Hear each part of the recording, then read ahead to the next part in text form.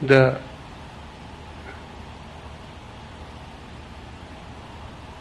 very approach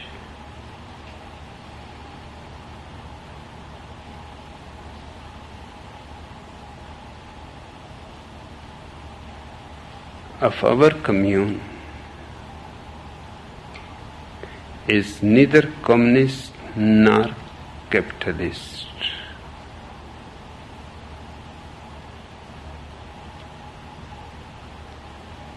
Our approach is beyond both. Both are out of date.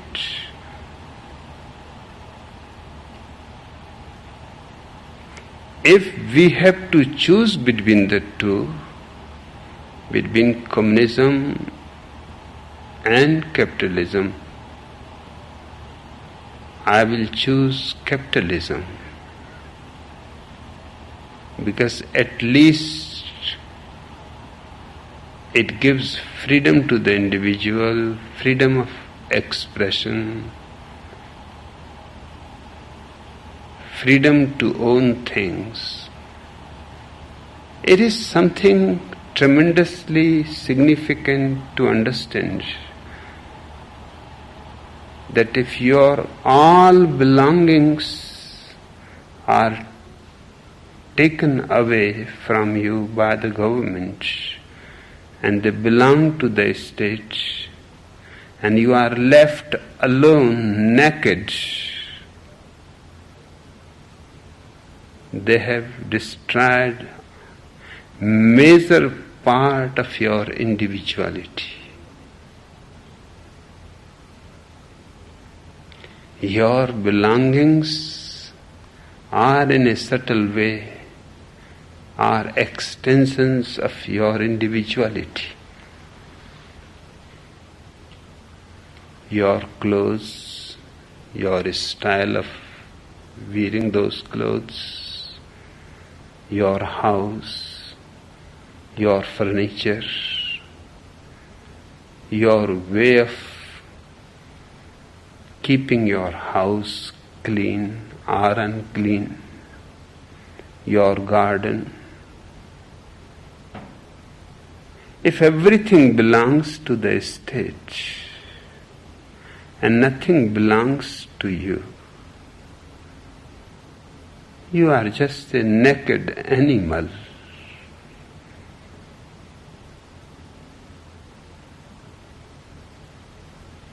Who has been robbed completely.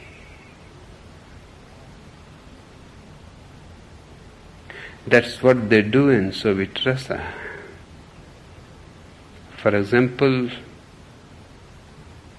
when Zakharov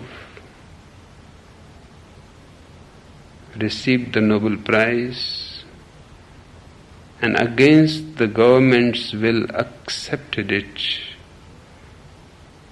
he was the director of the Soviet Academy of Sciences. He is thought to be the most brilliant physicist today, who has gone higher and deeper than Albert Einstein. The best mind alive as far as physics is concerned. But they immediately removed him from his directorship. His car was taken away.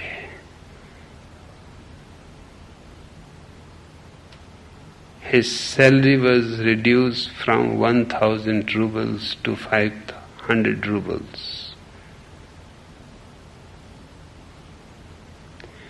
His chief called him and told him, listen, you are one person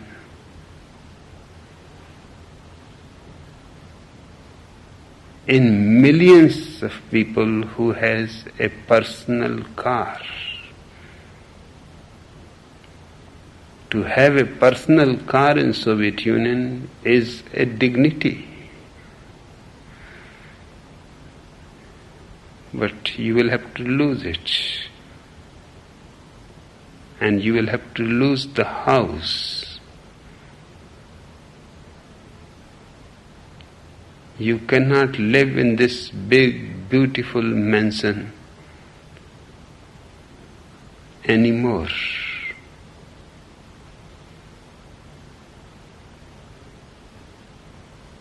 Your directorship is gone. And within 15 days, he was sent to Siberia. He is still alive.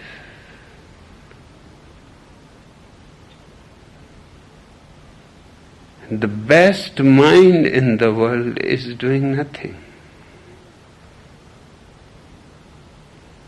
He does not know even that you can change your doing nothing into meditation. He is not aware of it. He will die there. Nobody will know when he lived and when he died. But the first thing they did, they took away the car to make him go into the buses. They reduced his individuality, made him a member of the common mass. Then they took away the beautiful old Tsarist mansion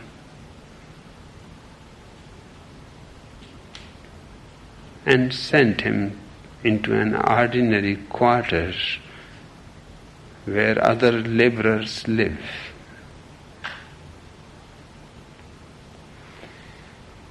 Communism is anti-individual.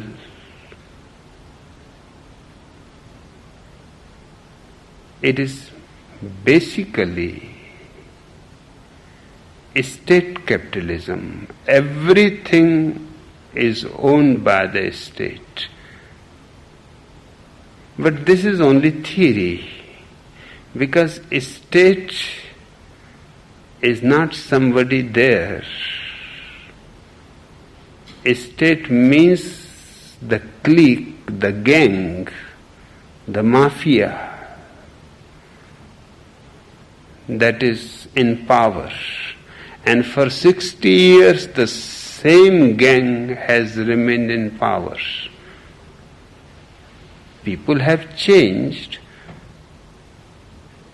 but the gang has remained the same. If there are 20 people who are powerful in Soviet Union, those 20 people have remained the same. One dies, another is being replaced by the 19, unanimously.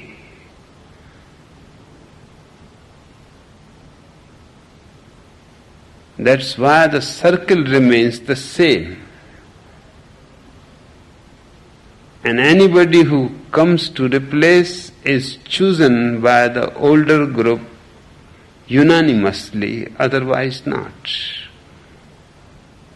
So for 60 years, a small group of people is owning everything in the country.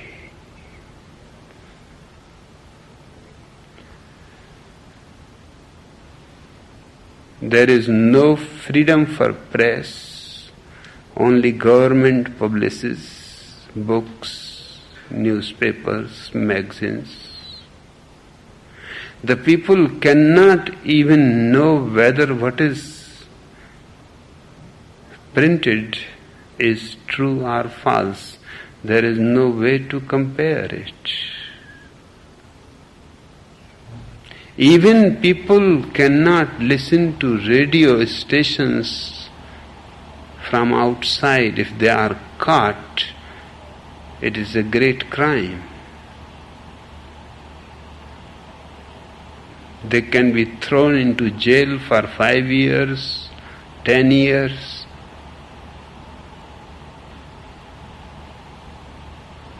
So nobody can listen even to foreign countries. Mostly it is impossible because no foreign country releases information in Russian. And in Russia, only Russian is understood. Or other small language groups are there.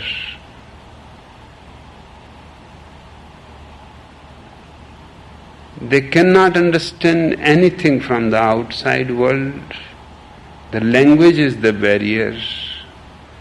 Secondly, if they are caught red-handed, they are unnecessarily risking their life for a little information. Who wants to do that? They cannot read books of their own choice. For example, my books are banned. And KGB has been against my sannyasins there, taking all their books, newspapers and everything concerning me, photographs, and torturing them and persecuting them and interrogating them continuously to inform about other members, to inform who are other people connected with this movement, who have any other literature.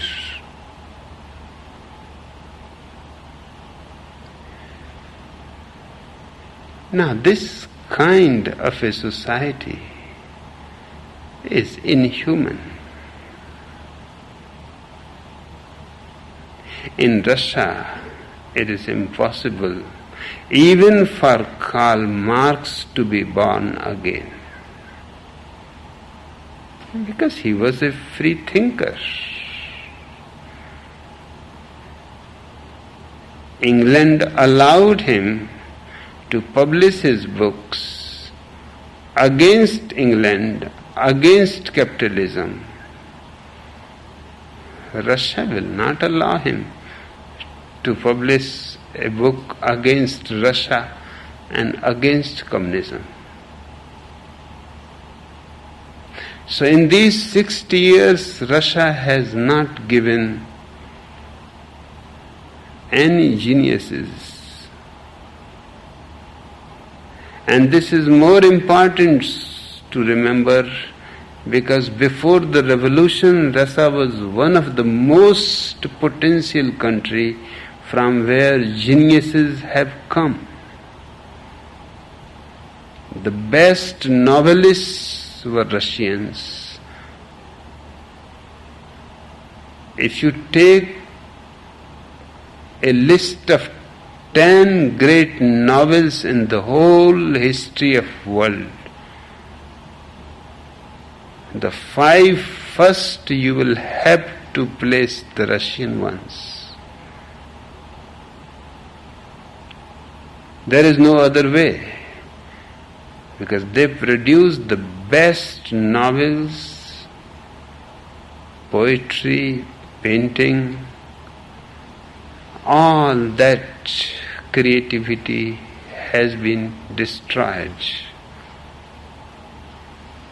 In 60 years, not a single Turgenev, Chekhov, Gorky, Tolstoy, Dostoevsky, not a single person comparable to these has been able to assert. The only way for genius is to move towards science, and that to remain to the whole world unknown. Zakharov was not known before the Nobel Prize was declared. Nobody knew that a man exists who has gone deeper into physical world than Albert Einstein. Now this man belongs to the whole world. It is not a property of Russia. Genius cannot be a property of any nation. And a genius of such caliber is simply rotting in Siberia. And he is not alone there. There are other 3 Nobel Prize winner scientists. Nobody has ever heard their name till they received the Nobel Prize. Russia does not want anybody else outside to know who are the important people in the country, for the simple fear that they may be contacted, bribed, and Nobel Prize they think as a bribe. So the man becomes world famous, the man comes to Sweden to take the Nobel Prize, comes in contact with world media, world scientists, comes to see the outside world and could not imagine that Russia is thousands of years backwards. In Russia he was told that we are living the latest philosophy, Communism. And outside they see what is happening, how people are free. So they don't want anybody to go out. This Nobel Prize becomes an excuse for them to go out. They refuse, but their refusal makes the man famous around the world. And because he disobeys, he is thrown into jail, thrown into a mental hospital, thrown into Siberia, and then nobody hears anything about him. This is a criminal society. So if I have to choose between communism and capitalism, I will certainly choose capitalism. Howsoever hypocrite, howsoever politically lying a system it still gives loopholes that individuals can assert, that people can sow their minds, can connect with other people around the world. And even though the politicians may be corrupted, they can be dragged to the courts which are quite fair.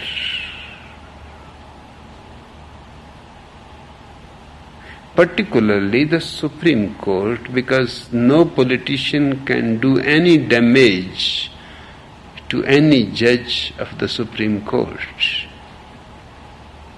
The Constitution provides every protection to the Supreme Court. And once a person is made a judge in the Supreme Court, he is made for his whole life. So you cannot retire him, you cannot demote him, you cannot punish him, you cannot do anything against him. So he has no fear. He need not be unfair.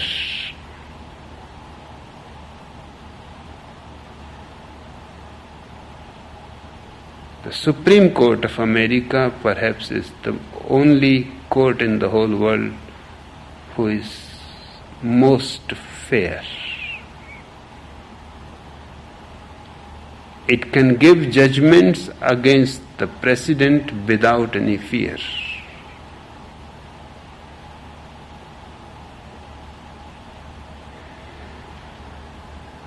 But this is if I am giving only the choice between the two. Otherwise, I have my own idea of a different society. I call it meritocracy. It should not be state ownership, communism. It should not be a cunning criminal political system behind the mask of democracy. Otherwise, how do you explain that in a democratic country like America, Nixon is possible? And Nixon reminds me of Mao Zedong's remark. When Nixon resigned, Mao Zedong could not believe. He said, this is strange. Every politician is doing it everywhere. I am doing it here. Why these people are so much against?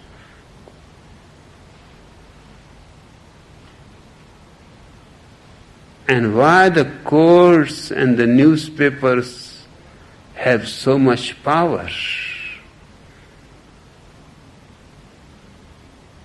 But Nixon happened. Perhaps every politician is doing it. Mao is right. But he was caught. Others are not caught. So I don't want a system in which a person like Nixon is possible to reach to the highest post in the country.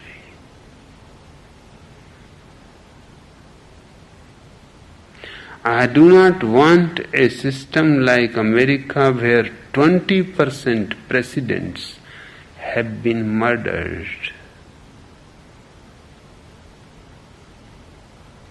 Where Kennedy was murdered, his second brother, who was standing for the presidency, was murdered, and his third brother, and there are only 3 brothers, is threatened that if he stands for presidency, he will be assassinated.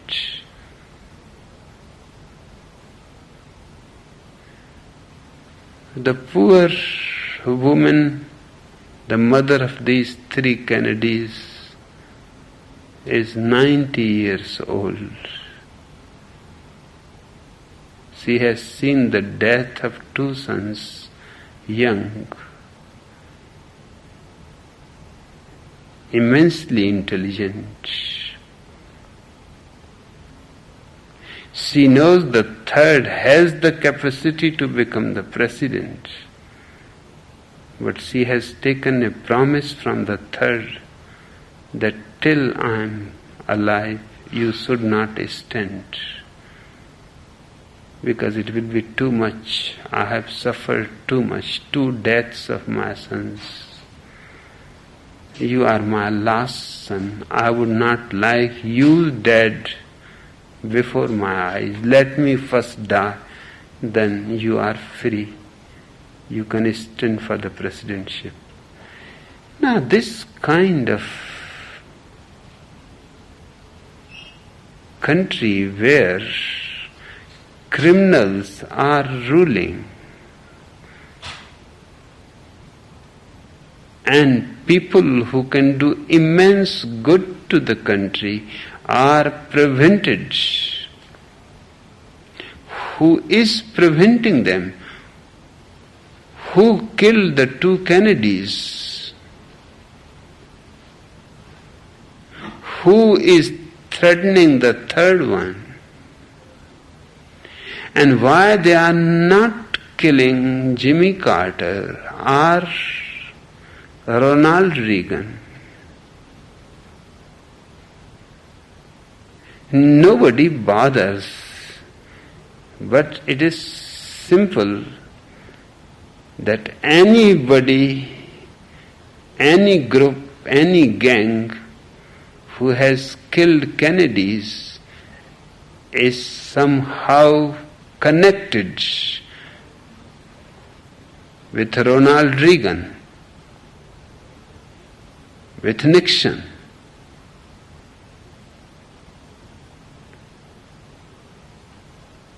Nixon did everything wrong and he was not sought.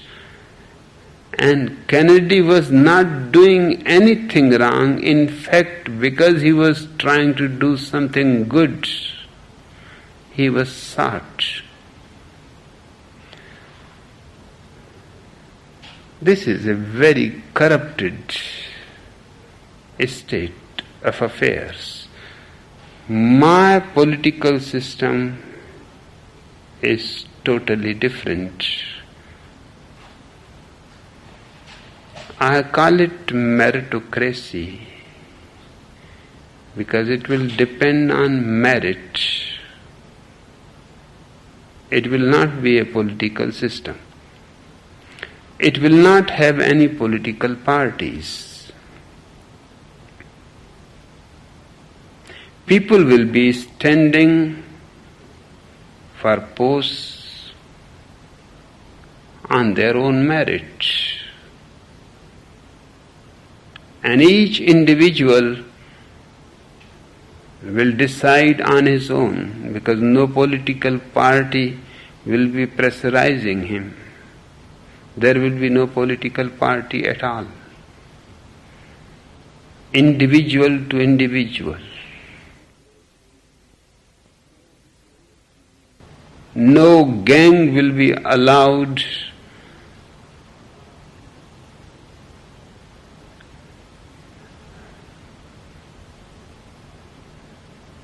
And anybody who is chosen because of his merit. If you choose Secretary for Finance, then you will choose the best economist in your country. This does not happen at all. People who don't know anything of economics become finance secretaries, ministers. People who don't know anything about education become education ministers. In India, I knew a man who was just an idiot. He knew nothing about medicine and he became the health minister.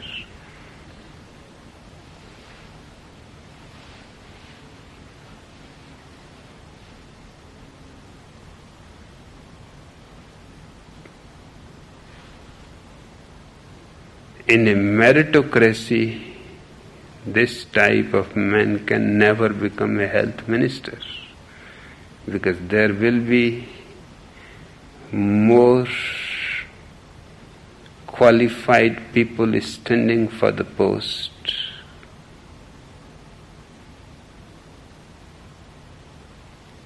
Vice chancellors will be standing for the post of the education minister who have an experience of whole life.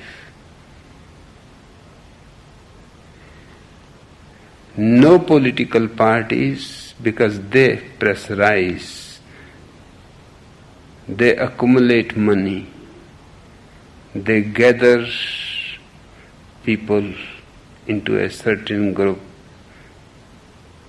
make them faithful to a certain ideology, almost like religion.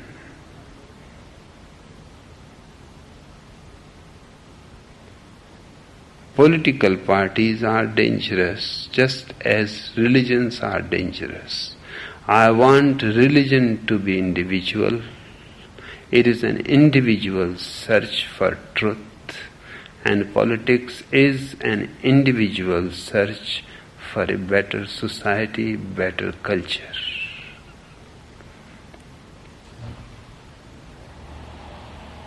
In meritocracy,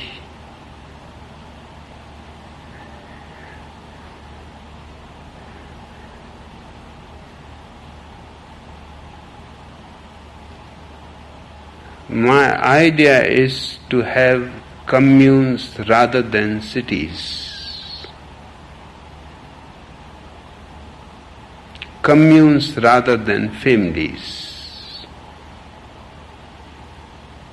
Families should dissolve.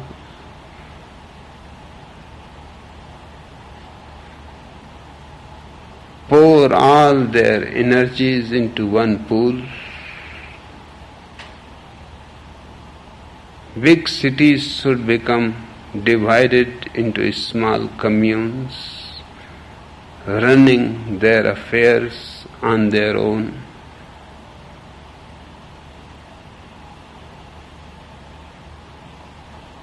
The whole country becomes a country of communes, not of cities.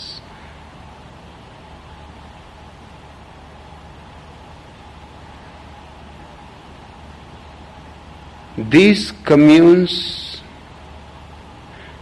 will not enforce any kind of equality which is being done in communist countries. But on the contrary, these communes will try to become as wealthy as possible. So wealth is more than enough, more than needed. And everybody can have according to his need.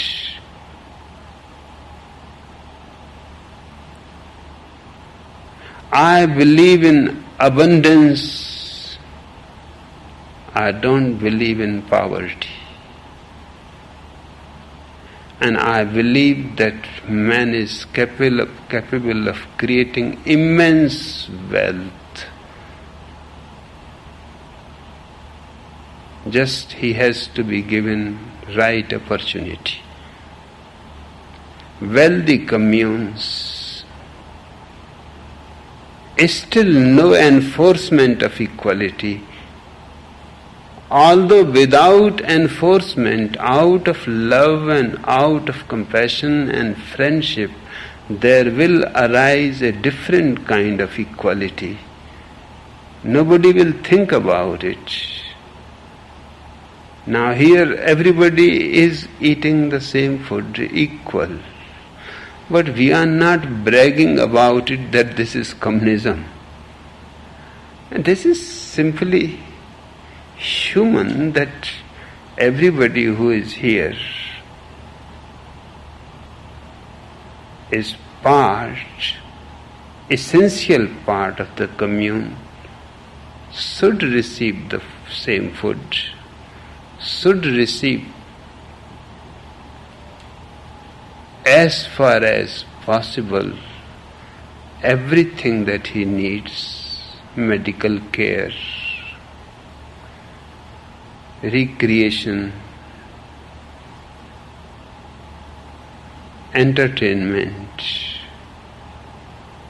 But this is not forced.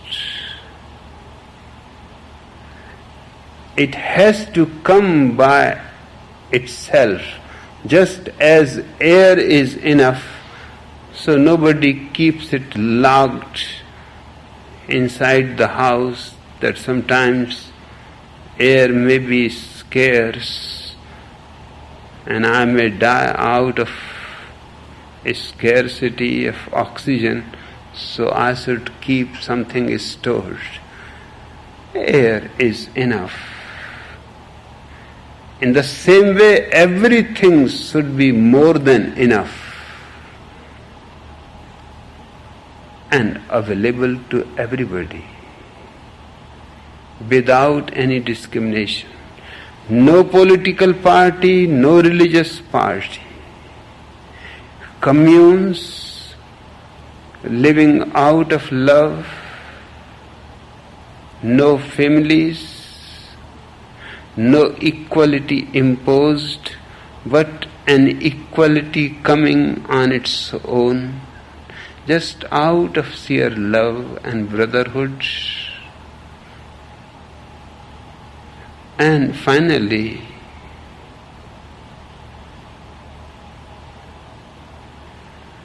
no crime should be punished. Every crime should be treated as a disease, a sickness of the mind.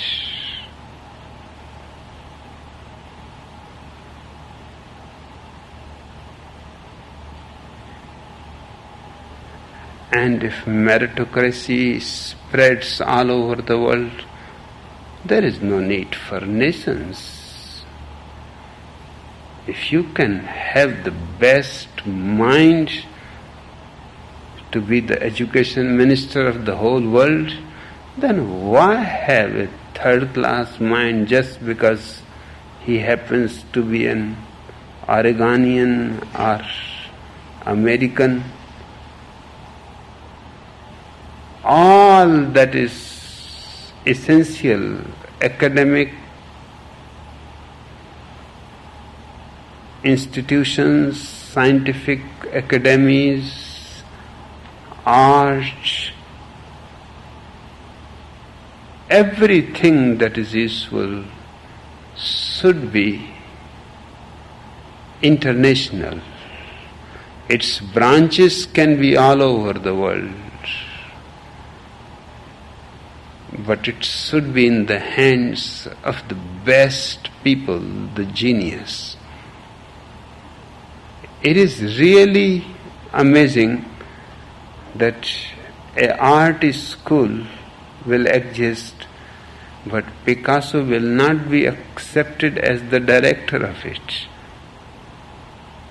They will accept his painting for millions of dollars.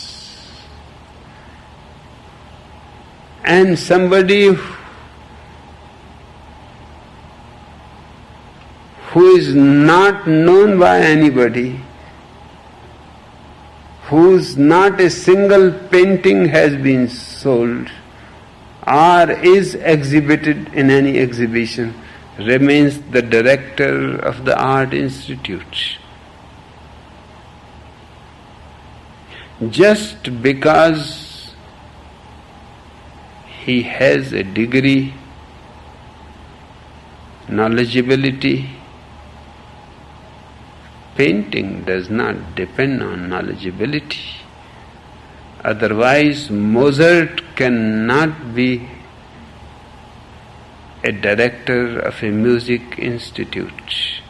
Nijinsky cannot be a director of a dance institute.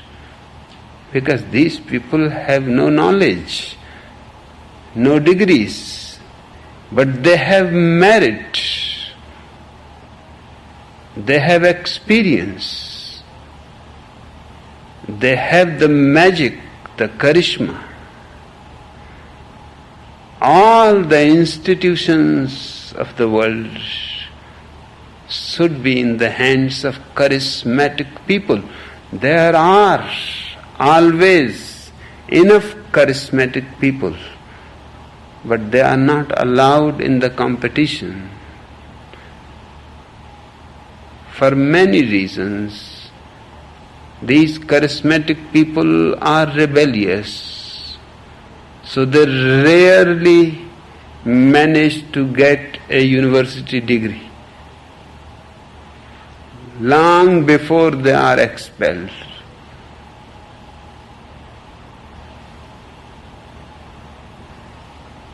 These charismatic people know too much that no institution can teach them anymore.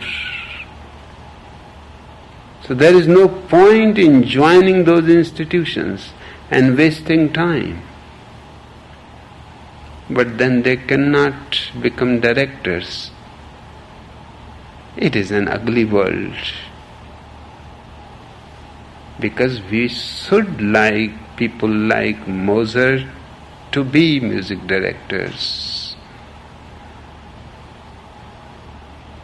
They will encourage and imbibe the spirit of music in their students. And the third rate will be thrown out.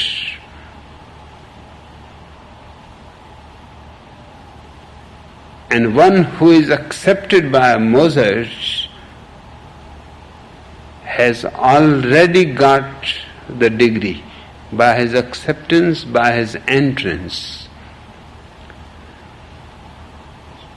So my vision is the whole world finally becoming a meritocracy. But before the world becomes a meritocracy, nations should start.